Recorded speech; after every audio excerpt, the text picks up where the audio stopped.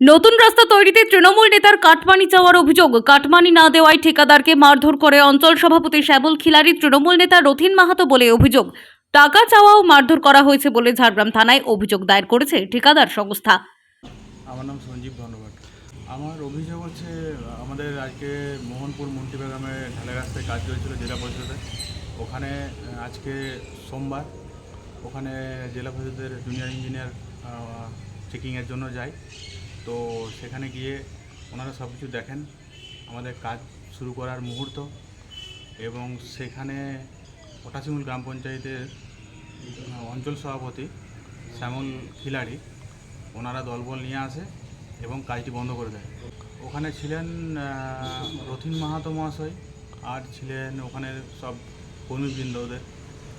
ওনারা সকলে মিলে উল্টো অবৈধ ভাষায় গালিগালাজ করে আমাদেরকে।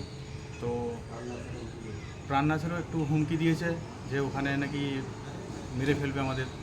যদিও অভিযুক্ত তৃণমূল নেতা এবং গ্রামবাসীদের একাংশ এই অভিযোগে অস্বীকার করেছে। তাদের অভিযোগ, নিম্নমানের সামগ্রী ব্যবহার করা হচ্ছে বলে রাস্তার কাজ বন্ধ করা হয়েছে।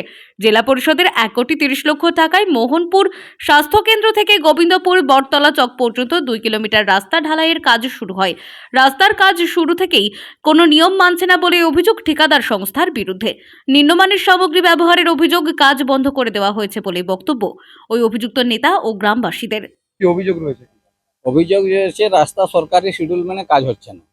যেটা প্রথমে মাটির কাজ, সে মাটির কাজ হয়নি। মাটির পরে যে মোরামের কাজ, সেই মোরামের কাজ বিলকুল হয়নি।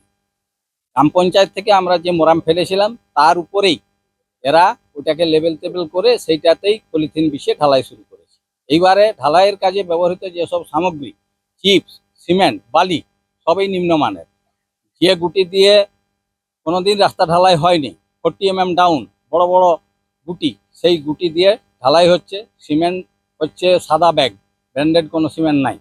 আর বালি লোকাল বালি, তাতে প্রচুর গ্যাভেলস আছে। তো এই দেখে গ্রামের লোক কিন্তু এটা অভিযোগ করে, আমরা আসি, অভিযোগ শুনে আমরাও দেখি যে সত্যি এইটা হচ্ছে। আমরা ঠিকাদার সংস্থাকে বলি যে ভালো করে কাজটা করতে হবে। তাদের তরফে নিম্নমানের কাজের অভিযোগ করে জেলা পরিষদে পাল্টা অভিযোগ দায়ের করা হয়েছে ঠিকাদার সঞ্জীব দণ্ডপাঠের বিরুদ্ধে। দুপক্ষের অভিযোগ পাওয়ার পর সমস্ত বিষয় খতিয়ে দেখছে ঝাড়গ্রাম থানার পুলিশ। ঝাড়গ্রাম থেকে অভিরাজ বেরার রিপোর্ট, টাইমলেস ডেপিকশন নিউজ।